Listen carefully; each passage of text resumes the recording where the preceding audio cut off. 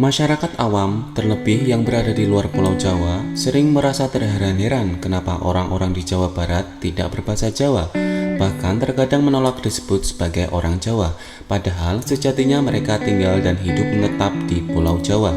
Mengapa bisa demikian? Janggal memang saat hampir seluruh wilayah di Pulau Jawa menggunakan bahasa Jawa sebagai bahasa keseharian, orang-orang Jawa Barat justru malah berbahasa Sunda. Dalam ilmu linguistik, antara bahasa Jawa dan bahasa Sunda sebenarnya masih satu rumpun bahasa Melayu Polinesia. Meskipun demikian, tetap saja dari seni fonologi, penuturan, dan sistem penulisan, keduanya jelas sangat berbeda. Alasan kenapa orang-orang Jawa Barat tidak berbahasa Jawa serta menolak jika disebut sebagai orang Jawa adalah karena memang mereka bukan orang Jawa. Orang Jawa yang tinggal di sebagian besar wilayah Pulau Jawa berasal dari suku Jawa, sedangkan orang-orang di Jawa Barat tidak. Mereka berasal dari kelompok etnis berbeda, yaitu suku Sunda.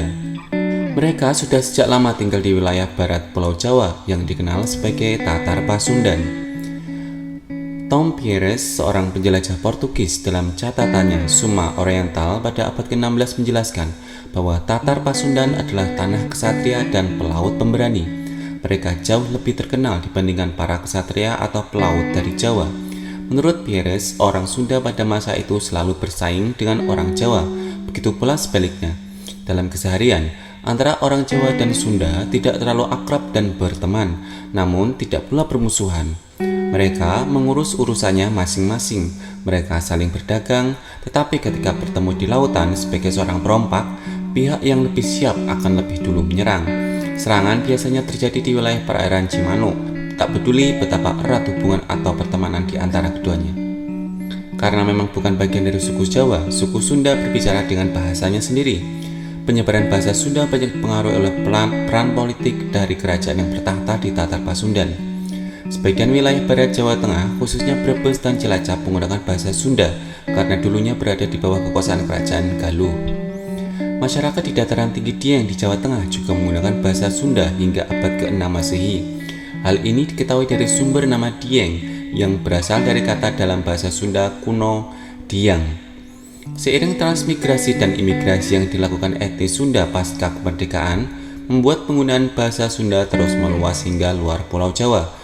Tidak seperti bahasa Jawa, bahasa Sunda tidak mengenal tingkatan bahasa atau undak-usuk. Namun setelah kerajaan Mataram Islam mulai berkuasa di Pulau Jawa, bahasa Sunda terutama di wilayah Parahyangan mulai terpengaruh budaya Jawa. Bahasa Sunda selanjutnya mengenal tingkatan bahasa, mulai dari bahasa halus, bahasa loma atau lancaran, dan bahasa kasar. Memang sebagian besar penduduk di Jawa Barat dan Banten menggunakan bahasa Sunda dalam kesehariannya. Namun, ada beberapa wilayah di Jawa Barat yang ternyata menggunakan bahasa Jawa. Meskipun bahasa Jawa yang digunakan tidak sama dengan yang digunakan di wilayah Jawa Tengah, Yogyakarta, dan Jawa Timur. Beberapa wilayah tersebut adalah Kota Serang, Kota Cilegon, Kabupaten Indramayu, Kabupaten Kota Cirebon, dan sebagian pesisir Pangandaran, Kuningan, Majalengka, serta Subang.